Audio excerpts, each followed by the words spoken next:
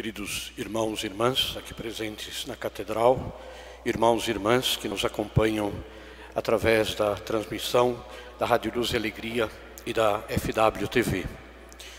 O Evangelho de hoje, Nosso Senhor nos ensina a que sejamos preparados, porque o Filho do Homem vai chegar na hora em que menos o esperardes. O Senhor nos disse isso no Evangelho que nós acabamos de escutar. Somos chamados a viver em comunhão com Deus, na sua graça, a estarmos atentos a Ele. Somos convidados, queridos irmãos, a manter na nossa vida acesa a luz da fé. Essa é uma responsabilidade nossa. O Evangelho nos diz cuidar de que os nossos rins estejam cingidos, ou seja, nos mantendo sempre em atenção ao Senhor. Como nós muitas vezes fazemos treinamentos físicos para condicionar o corpo, há muita gente que faz isso, para manter a saúde no nível bom, é também necessário cuidar do nosso treinamento espiritual. Diariamente, mantermos um bom relacionamento com Deus, através da oração, para que a nossa vida possa, de verdade, adquirir um sentido, uma orientação. Vale a pena cuidar disso. E nós devemos aproveitar sempre a Santa Missa Dominical para reavivar a nossa esperança, o nosso desejo de cuidarmos daquilo que Nosso Senhor no Evangelho diz que é o mais importante da nossa vida. Ou seja, cuidar do nosso relacionamento com Deus. O Senhor nos promete a glória, como nós chamamos, a glória do céu. Aprendemos isso no catecismo. A glória do céu, ela é preparada pela vida aqui nesta terra. Felizes os empregados que o Senhor encontrar acordados quando chegar. Em verdade eu vos digo, Ele mesmo vai cingir-se, fazê-los sentar-se à mesa e passando por entre eles os servirá. Ou seja, as palavras de Jesus nos falam de um banquete, de uma festa de felicidade para nós. E Nosso Senhor quer que nós nos sentemos nesta mesa, da qual Ele é o presidente, digamos assim, aquele que preside esta mesa. Ele nos chama para a sua companhia. De certa maneira, a missa é um pouco isso. A missa é uma preparação para a festa do céu. E nós também somos convidados, estamos aqui, somos convidados pelo Senhor. E em um determinado texto do Evangelho ele nos fala que é necessário ter a veste apropriada para esta festa. A veste que Jesus se refere é a presença em nós da graça de Deus, do seu amor em nós, desta comunhão com Deus. E Ele, quando nos chama, não chama somente para nos falar, não chama somente para, digamos assim, nos deixar uma mensagem. Não, Nosso Senhor nos chama, assim como o ferro é lançado no fogo, ele também se torna fogo, ele se aquece. E Nosso Senhor quer isso, quer as nossas almas de cristãos aquecidas pela graça. Nós não devemos querer simplesmente ser cristãos pela metade, porque Deus tem muita coisa para nos dar, mas é preciso que nós nos dirijamos a Ele. Esse sinal humano de sair da nossa casa, de vir para a igreja, participar da Santa Missa a cada domingo, na verdade, tem este objetivo, esta finalidade. Nós viemos aqui para nos aquecer da graça de Deus, para nos alimentar da sua graça, para escutar a palavra de Deus, que depois vai nos ajudar a viver durante a semana de uma maneira diferente. Nós devemos sempre nos questionar: eu que escuto esta palavra, eu que ouço a palavra de Deus, depois, no dia a dia, vivo esta palavra, eu busco viver esta palavra nas realidades da minha vida normal, das coisas que eu faço a cada dia. Assim, esta graça que nós recebemos de Deus, a cada domingo, a cada semana, se torna uma realidade viva em nós. Nosso Senhor fala de que os nossos rins estejam cingidos. Quando um israelita que usava uma veste longa, comprida, como era o costume daquela época, ia fazer uma viagem ou ia fazer um trabalho, ele puxava para cima a veste, prendia no cinto aquela veste, para que ela não atrapalhasse o seu caminho e para que ela também não atrapalhasse o seu trabalho.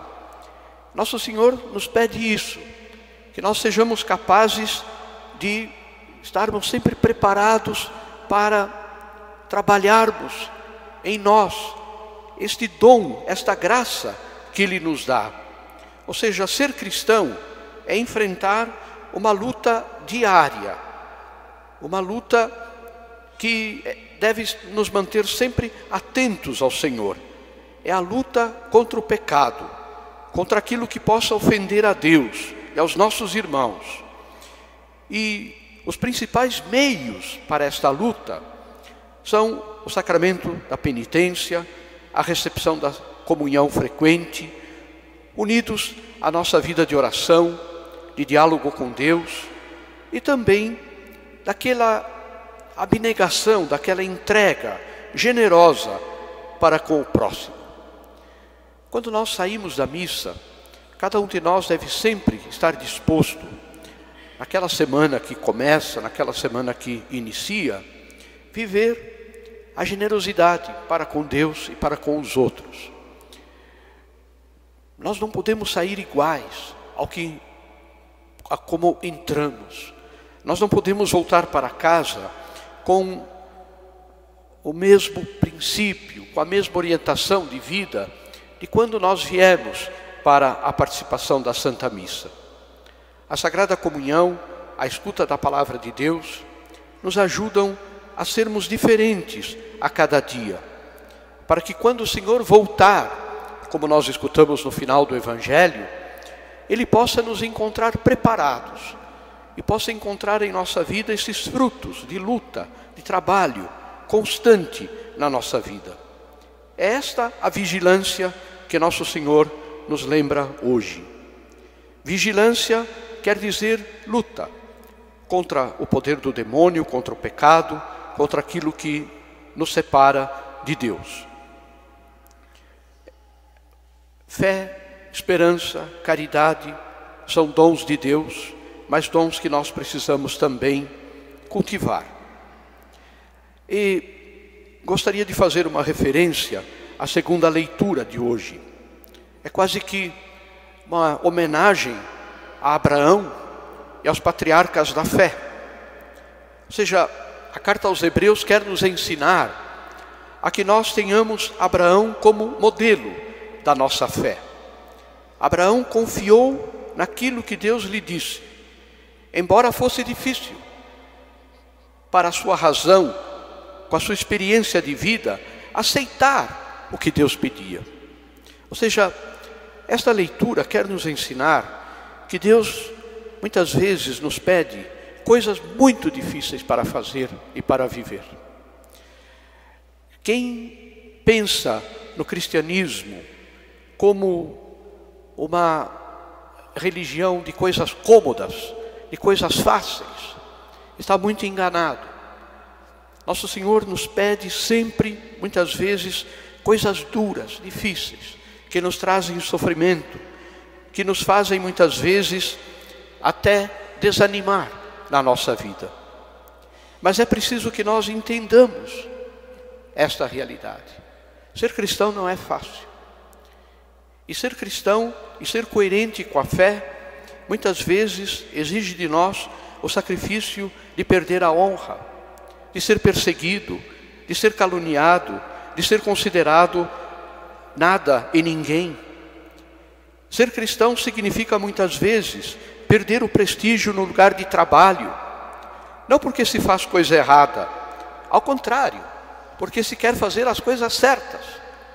E há muita gente que gosta de viver do erro.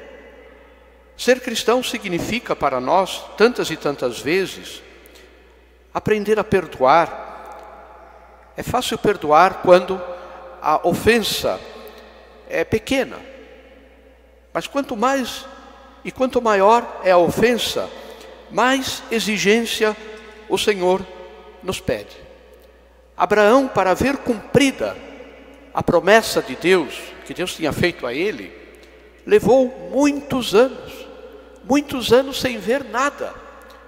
Deus tinha prometido que ele seria pai de um grande povo, e a sua esposa, Sara, era uma mulher infértil, não podia ter filhos.